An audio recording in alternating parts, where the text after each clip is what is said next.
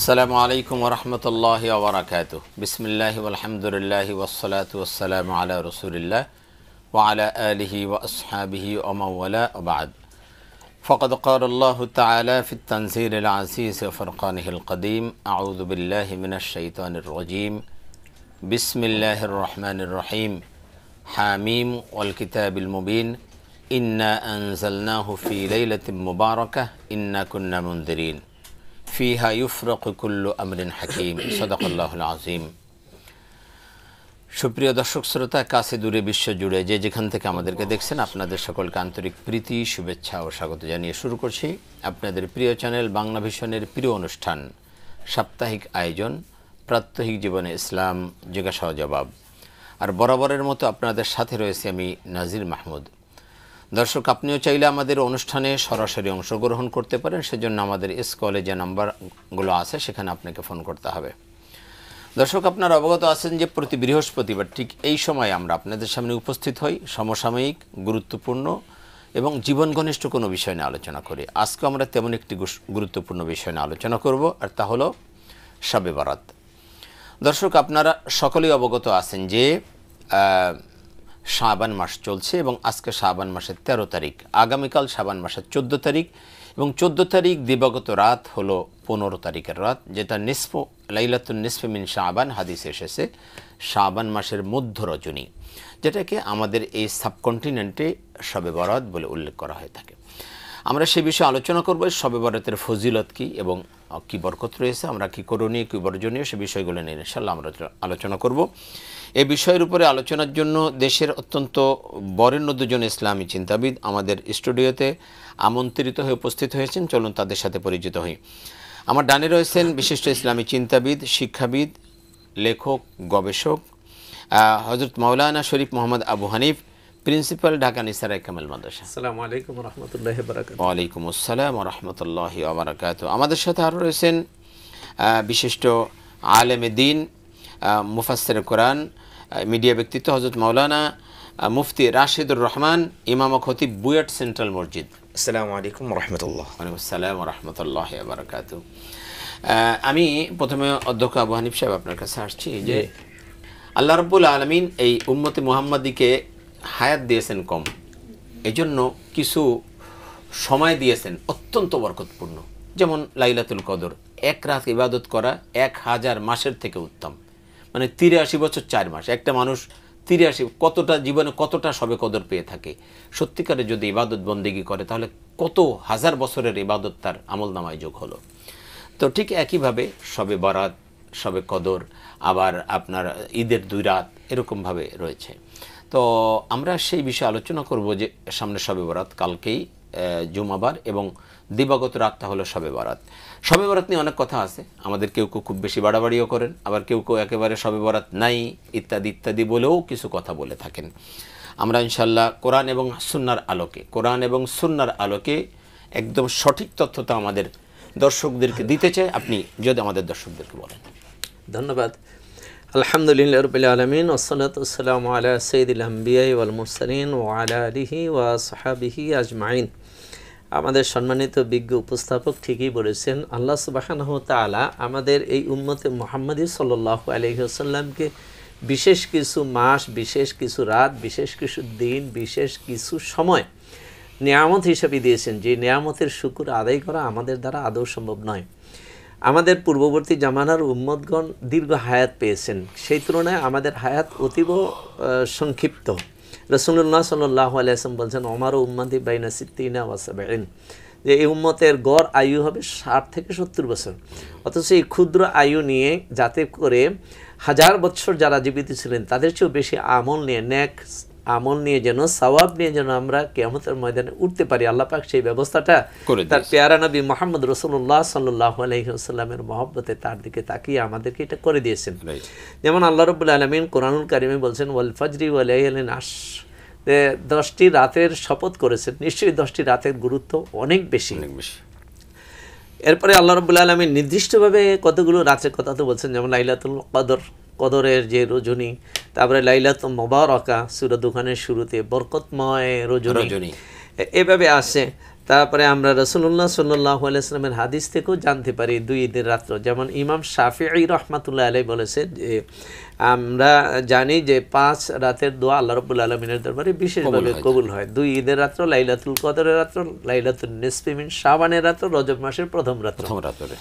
তো এইভাবে জুমার রজনী, তো এইভাবে দেখা যায় যে আল্লাহ পাক বিশেষ বিশেষ সময় দিয়েছেন। আজকের আমাদের মূল প্রতিপাদ্য বিষয় হলো শবে বারাত নিয়ে।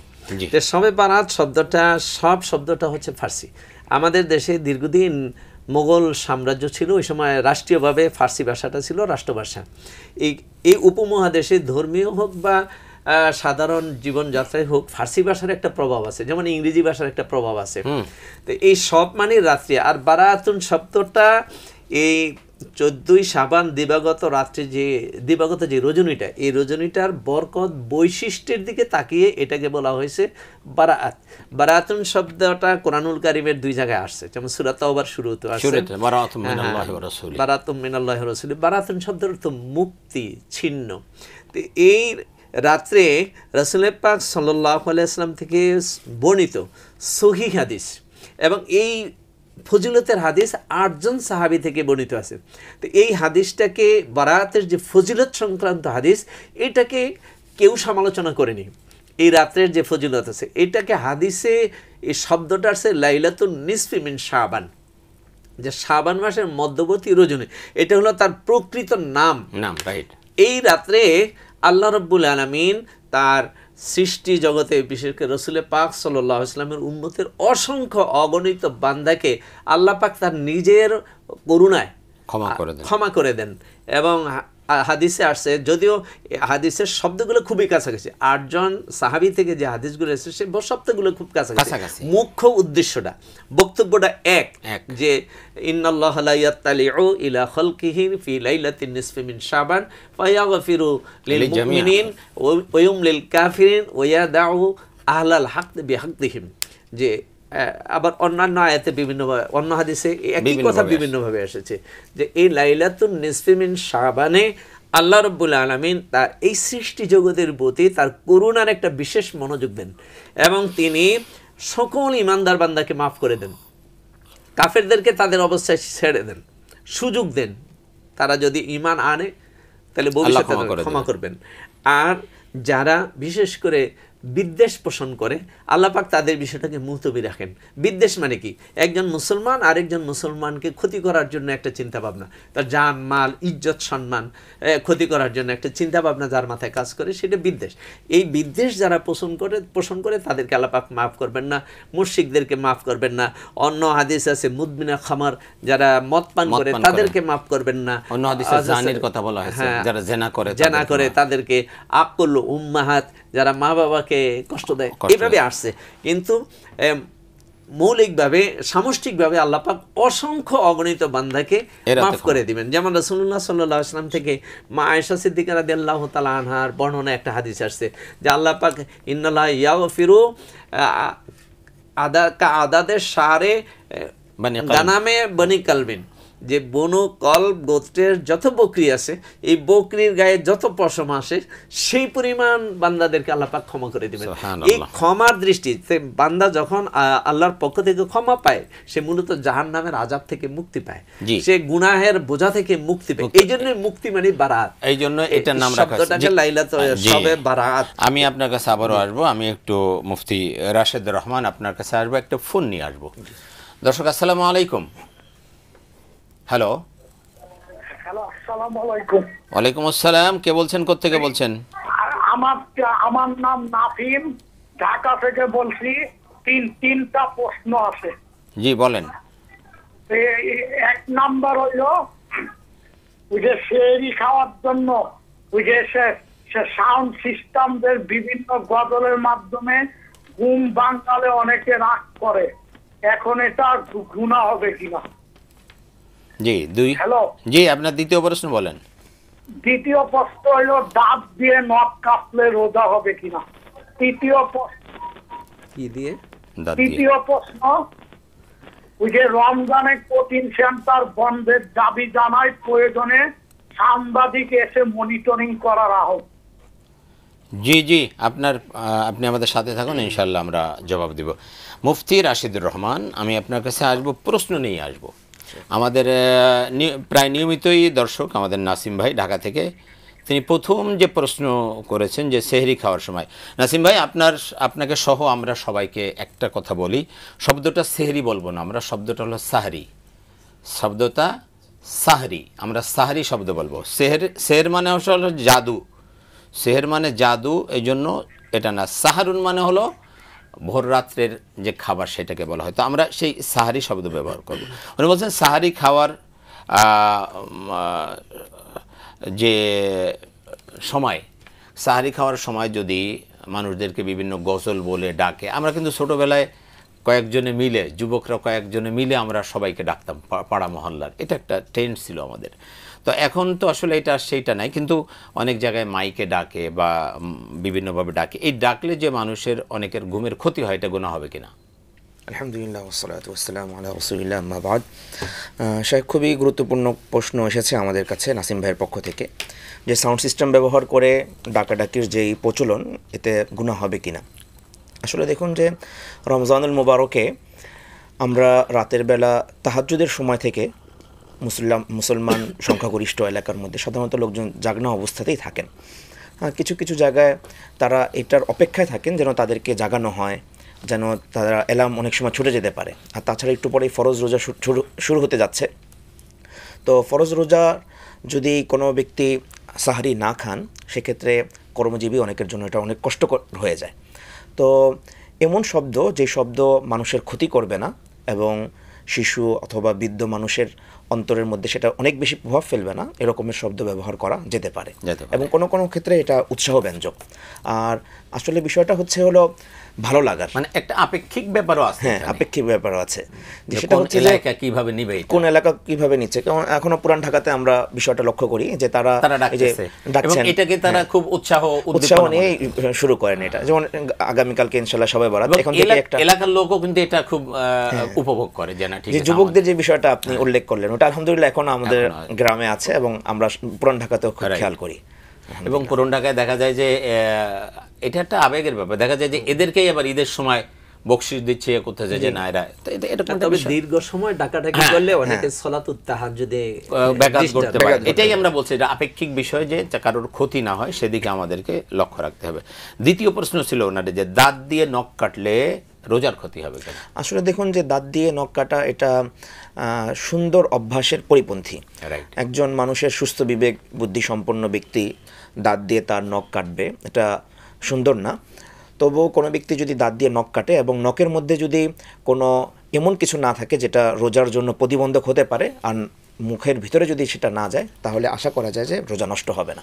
কিন্তু এরকমের কাজ পরিহার করা উচিত, পরিহার করা এটা অসুন্দর কাজ এবং ইসলাম এটাকে মোটেই পছন্দ করে না। যে আরেকটা বিষয় হলো, আরেকটা প্রশ্ন করেছেন আমি শরীফ মোহাম্মদ আবু হানিফ আপনার কাছে, এই উনি বলছেন রমজানে, এটা ওনার একটা দাবি, রমজানে স্কুল কলেজ এবং কোচিং সেন্টার যেন খোলা রাখা হয়, যাতে বাচ্চারা বা গার্জিয়ানরা যেন ইবাদত বন্দেগী ভালো করতে পারে। এ ব্যাপারে উনি একটু দাবি জানায়। খোলা রাখার জন্য না, বন্ধ রাখার জন্য। হ্যাঁ, এটা আমাদের রমজান মাস তো একটা বিশাল নিয়ামত, প্রত্যেকটা মুহূর্ত অনেক বড় নিয়ামত। বাচ্চাদের স্কুল খোলা রাখলে মায়েরা খুব ব্যতিব্যস্ত হয়ে পড়েন, এবং সকালবেলা যে কোরআন তেলাওয়াতের মূল সময়টা, বা অনেক সময় রাতে ইবাদত করে সকালে ঘুমাইতে পারে না। তারপরে স্কুল কলেজগুলো খোলা রাখলে শহর অঞ্চলগুলোতে রাস্তাঘাটে রোজাদারদের জন্য খুবই কষ্ট হবে। এই যে রোজাদারের জন্য সরকারের পক্ষ থেকে, সমাজের যারা দায়িত্বশীল প্রত্যেকের পক্ষ থেকে উচিত নাগরিকদের জীবনটাকে সহজ করা। সেই হিসাবে অবশ্যই স্কুল, কলেজ, মাদ্রাসা, মাকতাব, কোচিং সেন্টার, এগুলা যেগুলো রাষ্ট্রের অত্যন্ত গুরুত্বপূর্ণ নয়, রাষ্ট্রীয় কাজ অচল হবে না, এই বিষয়গুলোকে বন্ধ রাখাই অতি উত্তম। জি, চমৎকার বলছিলেন। আমি মুফতি রাশিদুর রহমান আপনার কাছে আসছি। আমরা যে বিষয় আজকে আলোচনা করছিলাম, শবে বরাতের গুরুত্ব নিয়ে আমরা আলোচনা করছিলাম। আমাদের শরীফ মোহাম্মদ আবু হানিফ তিনি চমৎকার বলছিলেন এই বিষয়টা। আমি আপনার কাছে জানতে চাইব যে আমাদের দেশে এই শবে বরাতকে কেন্দ্র করে কিছু বিদআত কাজ হয়, যেমন অনেকে মনে করে যে এই রাতে গোসল করলে অনেক সওয়াব হবে, এবং শুধু তাই না, আমরা আগে শুনতাম ছোটোবেলায় যে গোসল করলে যে প্রত্যেক শরীর ফোটায় ফোটায় গোনা ঝরে ঝরে পড়ে যায়। তো এখন আসলে বিষয়টা যদি এরকম হয় যে এই রাতে গোসল করলে সওয়াব হবে, এই নিয়ে তো যদি গোসল করে, তাহলে কিন্তু এটা বিদআত, এটা ঠিক হবে না। কারণ ইবাদত তখন হবে যখন সেটা সুন্নার ভিতরে থাকবে। যেটা ইবাদত না, সেটাকে ইবাদত মনে করাটা আসলে ঠিক নয়, এটা কোনো ইবাদত নয় এবং আসলে এতে কোনো সওয়াবও হবে না। এমনি আপনি পরিষ্কার পরিচ্ছন্নতার জন্য গোসল করতে পারেন, সেটা হলো ভিন্ন জিনিস। এই তো সুতরাং আপনি এই ব্যাপারে কি বলবেন যে আমাদের আসলে শবে বরাতের যে গুরুত্ব? শেখ, আমি এই বিষয়ে একটা আমাদের শেখ যেটা আলোচনা করলেন সেটা প্রথমত হলো প্রামাণ্যতা নিয়ে, যে শবে বরাত এটা প্রমাণিত কিনা, এটা খুবই গুরুত্বের সাথে আলোচনা করেছেন। আরেকটি হচ্ছে দ্বিতীয় অংশ, যেটা কি আমল আমরা এই রাত্রে করতে পারি। দেখুন, এই রাতটি মাগফিরাতের রাত, রহমত বর্ষিত হওয়ার রাত। যে সময় আল্লাহ সুবহানাহু ওয়া তাআলার পক্ষ থেকে মাগফিরাত বর্ষিত হচ্ছে, রহমত বর্ষিত হচ্ছে, এই সময় আমরা একেবারে ঘুমিয়ে থাকব, অসচেতন থাকব, গাফেল থাকব, এটা মানুষ হিসেবে, ইমানদার হিসেবে যায় না আমাদের সাথে। না, আপনাকে পুরস্কার দেওয়া হবে আর আপনি ঘুমায় আছেন, আপনাকে রহমত দেওয়া হবে আর আপনি সেটা ঘুমায় আছেন। রহমত পাওয়ার জন্য তো আসলে আমাদেরকে সেই দরবারে ধর্ণা দেওয়া বা হাজির হওয়া, এটা তো আমাদের। তো এই জন্য যে আমি কোনো একটা ফোন নিয়ে আসি আপনার কাছে। দর্শক, আসসালামু আলাইকুম। ওয়ালাইকুম আসসালাম। জি ভাই, কে বলছেন, কোথা থেকে বলছেন? বলছিলাম ফিরোজ ভাই, আপনার প্রশ্ন। জি, রাত্রে অনেকে ঠিক মতো নামাজ পড়বে, কিন্তু তার পরের দিন থেকে 1 বছর আর কোনো নামাজ পড়বে না। আমার প্রশ্ন, তাদের এই নামাজের কোনো মূল্য আছে কি না? কারণ অন্যান্য নবী বলেছেন যাদের খরচ নাই তাদের নফল বৃথা। হুজুর, এই ব্যাপারে কিছু বলবেন? জি ফিরোজ ভাই, চমৎকার কথা বলেছেন, আপনি আমাদের সাথে থাকুন, আমরা ইনশাল্লাহ উত্তর দেব। জি, যে প্রশ্ন ফিরোজ ভাই বলেছেন, অনেকে আছে এরকম, ওই শবে বরাতে আসলে নামাজ পড়ে, কদর আসলে একটু নামাজ পড়ে, আর সারা বছর মসজিদের ধারে কাছে নেই বা নামাজ নেই। তো ওনার কথা যে শবে বরাতে যদি শুধু নামাজই পড়ে, শবে বরাত এই রাতটাতেই শুধু নামাজ পড়লো আর সারা বছর নামাজ পড়লো না, তো আসলে এটা আসলে কত দূর কার্যকরী? হ্যাঁ, আসলে শেখ, আমি এটা যে আলোচনাটা চলছিল, আশা করি তিনি উত্তর পেয়ে যাবেন, যে আমরা এ রাতে কি আমল করতে পারি। এ রাতে আমরা যে কোনো রকমের নফল আমল করতে পারি, সালাত আদায় করা, তারপরে আমার পিছনের যেই কাজা নামাজ থাকে সেগুলো আমরা আদায় করতে পারি, দান সদকা করতে পারি, তেলাওয়াত করতে পারি, জিকির আসকার করতে পারি, তাহাজ্জুদ পড়তে পারি, যে কোনো আমল আমরা করতে পারি, ইস্তেগফার করতে পারি, দুরূদ শরীফ পড়তে পারি, কোরআন তেলাওয়াত করতে পারি, সবকিছুই আমরা এই রাতে আমরা বেশি বেশি করে করতে পারি। তো আসলে দেখুন, এই যে গোসলের যে কনসেপ্টটা আমাদের সমাজের মধ্যে এসেছে, রমজানের মাত্র 15 দিন আগে আল্লাহ রাব্বুল আলামিন আমাদেরকে যে লাইলাতুন নিসফি মিন শাবান দিয়েছেন, এটা কিন্তু একটা পুরো পরিবেশকেই, আপনি শনিবার থেকে দেখবেন যে পুরো ঢাকা শহরের মধ্যে একটা ভালো লাগা, একটা আমেজ কাজ করছে, পুরো পরিবেশ তৈরি হয়ে যায়। তো একবারে বাজারের কৃষক, কামার, যেই বলেন, সে কিন্তু এই রাতে চিন্তা করে যে আজকে থেকে আমি শুরু করলাম। সে সারাদিন কাজ করে এসে গোসল করে রাত্রেবেলা সে ইবাদতবন্দি করা শুরু করে। তো ওখান থেকেই মনে হয় গোসলের কনসেপ্টটা আমাদের সমাজের মধ্যে এসেছে। তো এরপরে ভাই যে প্রশ্নটা করছিলেন, যে কেবলই একদিনের জন্য কিন্তু লোকজন নামাজে দাঁড়ায় না। যিনি নামাজে যাচ্ছেন, মুসল্লা নিয়ে যাচ্ছেন, আতর, গোলাপ, সুরমা নিয়ে যাচ্ছেন, তার ভিতরে উদ্দেশ্য থাকে যে সারা জীবনের জন্য আজকে থেকে নামাজ ধরলাম।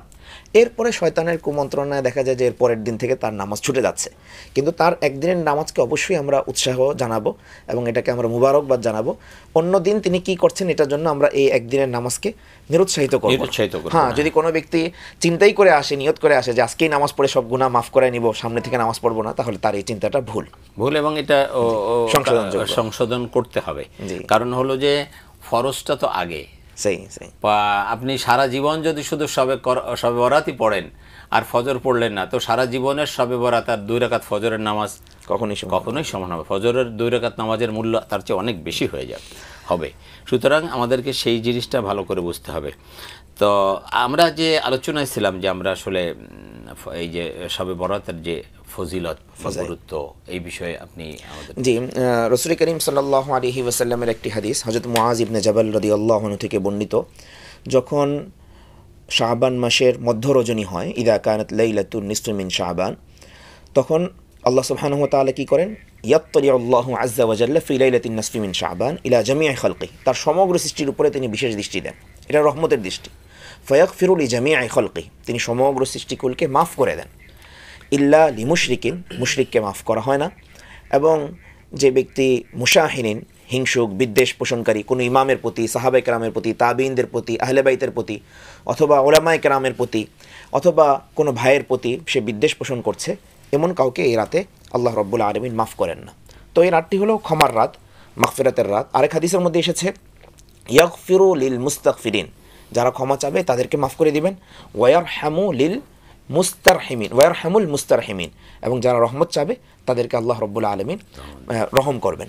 তো এই জন্য আমরা এই রাতে আল্লাহ তাআলার কাছে রহমত চাবো, আল্লাহ তাআলার কাছে আমরা মাগফিরাত কামনা করব। সাথে সাথে এই বিষয়টা আমাকে খেয়াল রাখতে হবে যে মাগফিরাতের এই মুহূর্তে এবং রহমতের এই মুহূর্তে আমার মাধ্যমে এমন কোনো কাজ যেন না হয় যেটা পরিবেশকে নষ্ট করে দেয়। যেমন অনেকেই আতশবাজি ফুটান, অনেকেই দল ধরে শুধু এই মসজিদ একবার ওই মসজিদ, বন্ধু বান্ধবদের সাথে ঘোরাফেরা, এই মসজিদ ওই মসজিদ, এই কবরস্থান ওই কবরস্থান ওই কবরস্থান, এই মিরপুরে একবার হাইকোর্টে অমুক জায়গায়। এই যে এত মূল্যবান একটা রাত, এত মূল্যবান একটা রাত, যে রাতে আল্লাহর কাছ থেকে ক্ষমা চেয়ে নেওয়া, দল ধরে তারপরে রাতটাকে আমরা বিনষ্ট করতেছি, মাজারে ঘুরতেছি, কবরস্থানে অমুক জায়গায় যাচ্ছি, এই মসজিদ ওই মসজিদ করে বেড়াচ্ছি। উচিত তো ছিল আসলে ইবাদত বন্দিগির মধ্যে কাটানো। আমি আসছি আবার আপনার কাছে, শরীফ মোহাম্মদ আবু হানিফ আপনার কাছে আসছি, যে নফল নামাজ তো আসলে বাড়িতে পড়া উত্তম, ঘরে পড়া, নফল নামাজ ঘরে যত পড়বে তত বেশি সওয়াব হবে। সুতরাং এই রাতগুলোতেও ঘরে নামাজ পড়া বেশি উত্তম। ঘরের সবাইকে নিয়ে, স্ত্রী, পরিবার, পরিজন সবাইকে নিয়ে যদি আমরা ঘরের মধ্যে একটা ইবাদতের আবহ তৈরি করে ফেলি, যে না আজকে সারা রাত আমরা সবাই মিলে জাগবো, ইবাদত বন্দেগী করব, সাহরি করব, তারপরে ইনশাআল্লাহ আমরা ফজরের নামাজ পড়ে ঘুমাবো। তো এই যে একটা পরিবেশ, এখন কোনো বাড়িতে হয়তো ওইভাবে নামাজ পড়ার সুযোগ নাও থাকতে পারে, সেক্ষেত্রে আমাদের মসজিদে সমবেত হয়ে নামাজ পড়া বা মসজিদে নামাজ পড়া। এখন এই জায়গাটা আমরা দুইটা বিষয়, একটা হলো কেউ শুধু তারা মনেই করে যে মসজিদে এটা পড়তে হবে, আর একদল আছে যে না একদম মসজিদ বন্ধ করে দাও, এরাতে মসজিদে কোনো নামাজ হবে না, এবং এরকমও বলা হয়েছে যে এরাতে কোনো নামাজ নেই সুতরাং মসজিদ বন্ধ করে দিতে হবে, এরাতে নামাজ পড়া যাবে না। এই ধরনের আপনি আসলে এই জায়গাটা যদি একটু, জি আমরা আসল বিষয়টায় আসলাম, যেখানে আমাদের দেশে বিতর্ক তৈরি হয়েছে। লাইলাতুন নিসফি মিন শাবান মানে শবে বরাতের ফজিলত নিয়ে কিন্তু বিতর্ক করার কোনো সুযোগ নাই।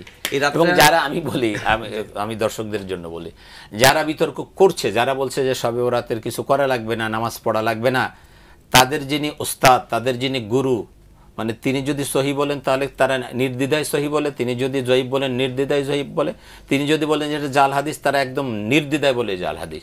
সে নাসিরউদ্দিন আলবানী রাহিমাহুল্লাহ, তার সিলসিলাতুস সহিহার মধ্যেও কিন্তু লাইলাতুন নিসফি মিন শাবানের ফজিলতের হাদিস তিনি উল্লেখ করেছেন, 4টা হাদিস। নাসিরউদ্দিন আলবানী রাহমাতুল্লাহ আলাইহি উনি সহি হিসেবে চিহ্নিত করেছেন। তারপরে যারা আমাদের দেশে বিতর্কটা তৈরি করে তাদের কাছে ইবনে তাইমিয়া রাহমাতুল্লাহ আলাইহি অনেক বড় ইমাম, গ্রহণযোগ্য একজন ইমাম। ইবনে তাইমিয়াও কিন্তু লাইলাতুন নিসফি মিন শাবানের ফজিলতকে স্বীকার করেছেন এবং ইবাদতকেও মাসনুন বলেছেন। কিন্তু ওই যে আমরা যে জাঁকজমক আলোকসজ্জা, এরপরে এই উপলক্ষে বিশাল আয়োজন, এটাকে উনি বেদাত বলেছেন। তা আমরা আসলে মূলত জায়গাটা, বিতর্কের জায়গাটা হলো এই রাত্রে ইবাদত নিয়ে, রাইট, কি করব, কিভাবে করব, এই বিষয়টা আসলে। কিন্তু আসলে আমার এই জায়গাটা যে আপনি যে ইমাম ইবনে তাইমিয়ার কথা বললেন, কথা তো আসলে তাই। আমরা সুন্দর একটা ইবাদতের জায়গা, যেখানে আল্লাহ রাব্বুল আলামিনের কাছে আমরা গোপনে একদম ধর্ণা দিব, আল্লাহর কাছে ক্ষমা চাইবো, আল্লাহর কাছে রহমত চাইবো, সেই জায়গায় আমি কি করতেছি, আলোকসজ্জা করে জাঁকজমক করে আমার সময়টাকে আমি নষ্ট করে ফেলতেছি, অর্থের অপচয় করতেছি। এইটা তো আসলে, তারপরে আমাদের পুরাণটাকে দেখেন না, কুমিরের প্রতিকৃতি, বিভিন্ন আকৃতির, যে এই শবে বরাত উপলক্ষে যে পাউরুটিগুলি বানায়, বিক্রি হয়, ঢাকার বাইরেও থাকতে পারে জানি না, কিন্তু একটা প্রাণীর আকৃতির একটা খাবার তৈরি করা হচ্ছে শবে বরাতের উপর। কত বড় একটা শয়তানি কাজ! মানে শয়তান আসলে মানুষকে কিভাবে ধোঁকা দিবে, মানে এই রাতটা কিভাবে নষ্ট করতে পারে, এই রাতের ইবাদতটা কিভাবে নষ্ট করতে পারে, শয়তান কিন্তু এই পন্থা তাদের। রাসূলুল্লাহ সাল্লাল্লাহু আলাইহি ওয়াসাল্লাম কিন্তু, আমি একটা ফোন নিয়ে আপনার কাছে আসছি। দর্শক আসসালামু আলাইকুম।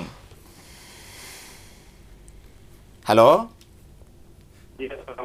ওয়ালাইকুম আসসালাম। ভাই কে বলছেন, কোথা থেকে বলছেন? আমি মোহাম্মদ মর্তুজা আলী, গাজীপুর থেকে বলছিলাম। ভাই আপনার প্রশ্ন। প্রশ্ন হলো তারাবির নামাজ কয় রাকাত এবং বিতির নামাজ কয় রাকাত? জি, আপনি আমাদের সাথে থাকুন, আমরা প্রশ্নের জবাব দিই, তারপরে ইনশাআল্লাহ যাব। উনি বলছেন যে তারাবির নামাজ কয় রাকাত আর বিতের নামাজ কয় রাকাত, এটা যদি আপনি একটু বলেন। সালাতুত তারাবি 20 রাকাত, আর এখন কেউ যদি সালাতুত তাহাজ্জুদ পড়ে তাহলে সেটা 8 রাকাত। হ্যাঁ, তাহাজ্জুদ আর সালাতুত তারাবি দুইটা ভিন্ন জিনিস, একটাকে আরেকটার সাথে মিশানো যাবে না। সালাতুত তাহাজ্জুদ তো আল্লাহর হাবিব সারা বছর পড়ছেন, রমজান এবং রমজানের বাইরে। আয়েশা সিদ্দিকা রাদিয়াল্লাহু তাআলা আনহার যেই বুখারী শরীফ হাদিসটা নিয়ে এই বিতর্কটা আমাদের দেশে তৈরি করছে, ওটা সালাতুত তাহাজ্জুদ সম্পর্কে। আর সালাতুত তারাবি 20 রাকাত, এবং এটা সহিহ হাদিস দ্বারাও প্রমাণিত, এবং বিগত ইজমায়ে উম্মাহ। 1400 বৎসর যাবত হারামাইন শরীফাইনে এই 20 রাকাতের উপরে আমল চলে আসছে। ইদানিং করোনার পরে যেটা করছে এটা নিয়ে ওনাদের মধ্যে বিতর্ক আছে। আর এটা করোনার কারণে করছিল, বিস্তারিত যাব না। আমরা জানি যে করোনার কারণে এটা করছিল। আরেকটা বিষয় হলো যে আজকে যে বিতর্কটা শুরু হয়েছে এটা আমাদেরকে ভালো করে বুঝতে হবে যে তারাবি যে 20 রাকাত এটা নিয়ে 1200 বছর পর্যন্ত কোনো বিতর্ক ছিল না। 1200 বছরের পরে সেই বিতর্কটা তৈরি হলো যে মোহাম্মদ হাসান বিটালবি, হ্যাঁ ভারতে মোহাম্মদ হাসান সব ফিতনা কিন্তু পাঞ্জাবে, এই পাঞ্জাবে ভারতে, এই যে কাদিয়ানিয়াটাও পাঞ্জাব, মানে এই জায়গাটা। তো এখন এটা কিন্তু কখনোই ছিল না, বিতর্ক ছিলই না যে তারা 20 রাকাত না 8 রাকাত।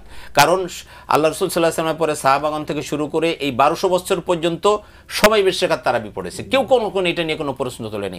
1200 বছর পরে এসে এই বিটলবি উনি বলতেছে যে না এটা 8 রাকাত হবে। তো এইটা 1200 বছর পর্যন্ত কি সব সাহাবা তাবেইন সবাই ভুল করলো? এই জায়গাটা আসলে আপনি যদি একটু খোলাসা করে বলতেন তারাবি এবং আরেকটা হলো বেতের দুইটা নিয়ে। আমরা সেটাই বলি যে সলাতুত তারাবি যদি কেউ আদায় করে তাহলে সেটা 20 রাকাত।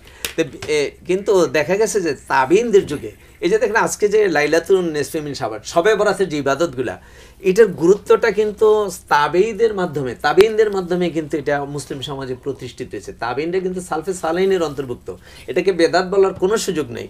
তেমনিভাবে সলাতুত তারাবিহ এটা কিন্তু তাবিনদের আমল, সাহাবিদের হযরত ওমর রাদিয়াল্লাহু তাআলা আনহুর যুগে 20 রাকাত পড়েছে, হযরত উসমান রাদিয়াল্লাহু তাআলা আনহু যুগে 20 রাকাত পড়া হয়েছে। এবং তাবিনদের মধ্যে মদিনার তাবিন যারা, মক্কার তাবিনরা তারা কি করতেন 4 রাকাত পর একটা তওয়াফ করতেন। তখন মদিনার তাবিনরা বলে যে আমাদের তো তওয়াফের সুযোগ নাই, আমরা ওদের এক তওয়াফের এগেইনস্টে 4 রাকাত বেশি পড়ব। ওনারা 36 রাকাত পড়ছেন, তবে 36 রাকাতই তারাবি না, 20 রাকাত ছিল তারাবি আর বাকি 4 রাকাত ছিল 20 রাকাত ছিল সলাতুত তারাবি আর বাকি 4 রাকাত ছিল তারাবি, অর্থাৎ নিষ্কৃতির জন্য তওয়াফের এগেইনস্টে। তা আপনি 20 রাকাতের উপরে পড়তে পারেন রমজান মাসে, কিন্তু সলাতুত তারাবি পড়লে 20 রাকাত। যদি আপনি ইয়া পড়েন মানে কিয়ামুল লাইল অর্থাৎ তাহাজ্জুদ পড়েন তাহলে আপনি 8 রাকাত পড়বেন। আর যদি সারা রাত আপনি নফল নামাজ পড়েন তাও তো নিষেধ নাই, 2 রাকাত করে আপনি যত পারেন পড়েন। আচ্ছা, সলাতুল বিতির এটা নিয়ে আইম্মায়ে মুস্তাহিনদের মধ্যে মতবিরোধ আছে। আমরা ওলামে হানাফি মাযহাবে এটা আমরা সলাতুল বিতির সহিহ হাদিসের ভিত্তিতে 3 রাকাত পড়ে আসতেছি।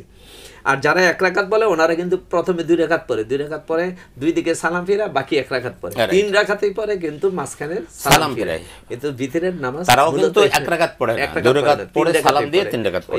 পড়ার পদ্ধতিটার মধ্যে একটু ভিন্নতা আছে। এখন আমরা যারা এই পাক ভারত উপমহাদেশ অর্থাৎ কুফা থেকে পূর্বাঞ্চলের সমস্ত মুসলমানরা বিগত 1200 বছর 1300 বছর যাবৎ হানাফি মাযহাব দ্বারাই এই দেশে ইসলাম প্রতিষ্ঠিত পাশাপাশি হানাফি মাযহাব উপস্থিত। এখন হঠাৎ করে আমি তো ইচ্ছা করলে হানাফি মাযহাব থেকে সবকিছু বাদ দিয়ে আমি অন্য মাযহাবে যেতে পারবো না। যেমন আমার একজন মুসল্লি একটা যুবক ছেলে, সে নামাজ পড়তেছে মাগরিব নামাজের আজানের আগে দিয়া, একজন বয়স্ক মুসল্লি ওনাকে আমার কাছে নিয়ে আসছে, ছেলেটা ইউনিভার্সিটিতে পড়ে। আমি বললাম আপনি এখন কি নামাজ পড়েন? হুজুর আমি আহমদ ইবনে হাম্বলি মাযহাব অনুযায়ী নামাজ পড়লাম। তাই আমি বললেন যে হাম্বলি মাযহাবে নামাজের ভিতরে ফরজ কয়টা বলতে পারেন?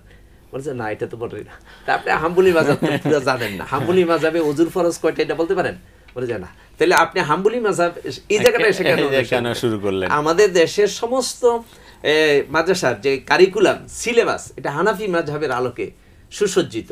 এখন ইচ্ছা করলেই কিন্তু হানাফি মাযহাব থেকে অন্য মাযহাবে যেতে পারে। হানাফি মাযহাব তো হাদিসের বাইরে কিছু না, কোরআন এবং সুন্নাহর আলোকে প্রতিষ্ঠিত। প্রত্যেকটা মাযহাবই স্বীকৃত। না হ্যাঁ, আরেকটা কথা এখানে বলবো, একটা হলো মাযহাব মান্য করা আর একটা হলো মাযহাবের বাইরে চলে যাওয়া। একটা হলো আপনি হাম্বলি মাযহাব মানেন, আপনি মালিকি মাযহাব মানেন, শাফি মাযহাব মানেন, আপনি হানাফি।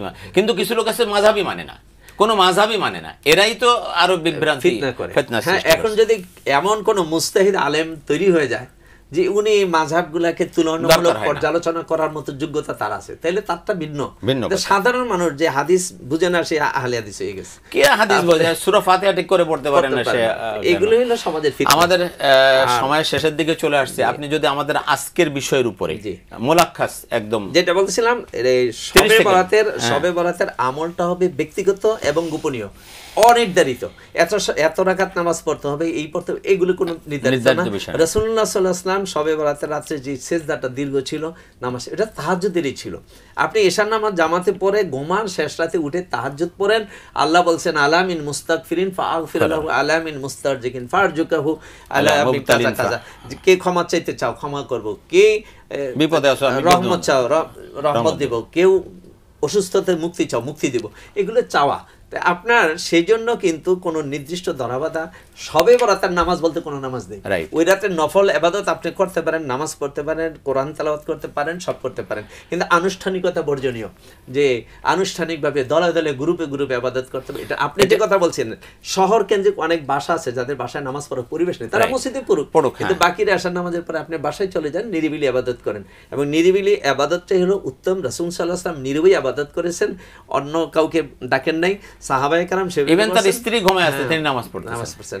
তাবিঈনদের আমলে এসে দামেস্কের তাবিঈনেরা এটাকে খুব গুরুত্ব দিয়েছেন, আবার হেজাজের তাবিঈনরা এটাকে গুরুত্ব দেন। ধন্যবাদ আপনাকে। আমি সর্বশেষ মুফতি রাশিদুর রহমান আপনার কাছে আসছি, আপনি একদম 30 সেকেন্ডে মুলাকাত করুন। জি হযরত, আমি যে কথাটি বলতে চাচ্ছি আমাদের সম্মানিত দর্শকদের উদ্দেশ্যে, সেটি হচ্ছে খুবই বরকতময় একটি রজনী, আগামীকালকের রজনী। আপনি এই রাত্রে যতটুকু পারেন ইবাদত বন্দি করেন, আর যদি না পারেন অন্তত পক্ষে এশার নামাজ জামাতের সাথে আদায় করুন এবং ফজরের সালাত আপনি জামাতের সাথে আদায় করুন। আশা করা যায় আল্লাহ রাব্বুল আলামিন আপনাকে এই রাতের বরকত দান করবেন। বাড়াবাড়ি এবং ছাড়াছাড়ির মধ্যে থেকে, প্রান্তিকতা মুক্ত থেকে আপনি আমল করুন, ইনশাআল্লাহ আপনার এই আমলটি আল্লাহ তাআলা কবুল করবেন। আপনাদের উভয়কে ধন্যবাদ। প্রিয় দর্শক, আমরা অনুষ্ঠানের একেবারে শেষ প্রান্তে চলে এসেছি। আমি সর্বশেষ একটা সহিহ হাদিস আপনাদের বলছি। হাদিসটি সিয়াসেত্তার কিতাব ইবনে মাজাহ শরীফে বর্ণিত হয়েছে আলী রাদিয়াল্লাহু আনহু থেকে। রাসূল মাকবুল সাল্লাল্লাহু আলাইহি ওয়াসাল্লাম বলছেন যে ইদা কানাত লাইলাতুন নিসফি মিন শাবান ফাকুমু লাইলাহা ওয়া সুমু নাহারাহা ফাইন্নাল্লাহা তাআলা ইয়ানজিলু ফিহা লিগুরুবিশ শামসি ইলা সামাইদ দুনিয়া ফায়াকুল আলা মিন মুস্তাগফিরিন ফাগফারা ইলা আখিরিল হাদিস। রাসূল পাক সাল্লাল্লাহু আলাইহি ওয়াসাল্লাম বলেন যে যেদিন লাইলাতুন নিসফি মিন শাবানের সূর্য অস্ত যায়, অর্থাৎ মাগরিবের পর থেকে আল্লাহ রাব্বুল আলামিন প্রথম আসমানে অবতরণ করেন এবং মানুষদেরকে বলতে থাকেন যে কে আসো ক্ষমা প্রার্থী, আমাকে বলো আমি তোমাদেরকে ক্ষমা করে দেবো, কে আসো রিজিক অন্বেষণকারী, আমাকে বলো আমি তোমাকে রিজিক দেবো, কে আসো বিপদগ্রস্ত, আমাকে বলো আমি বিপদ থেকে উদ্ধার করবো, এভাবে একদম ফজর পর্যন্ত। এই জন্য রাসূল সাল্লাল্লাহু আলাইহি ওয়াসাল্লাম বলছেন এই রাতে তোমরা জেগে জেগে ইবাদত করো, পরের দিন তোমরা রোজা রাখবে। সুতরাং আমরা এই রোজা রাখা এখানে 13, 14, 15 এমনিতে আল্লাহ রাব্বুল প্রত্যেক মাসে রাখতে না, এই মাসে তো আমরা বেশি রোজা রাখতেই পারি, রোজা বেশি রাখা উচিত। সুতরাং আসুন আমরা ইনশাআল্লাহ ইবাদতও করব আগামী রাতে, প্রত্যেক রাতেই করব, বিশেষ করে আগামী রাতে অবশ্যই ইবাদত করব এবং পরবর্তী দিন ইনশাআল্লাহ আমরা সকলে রোজা রাখার চেষ্টা করব। এই মাসে আল্লাহর হাবিব এত বেশি নফল রোজা রেখেছেন যে অন্য কোনো মাসে এত নফল রোজা আল্লাহর হাবিব কখনোই রাখেন নাই।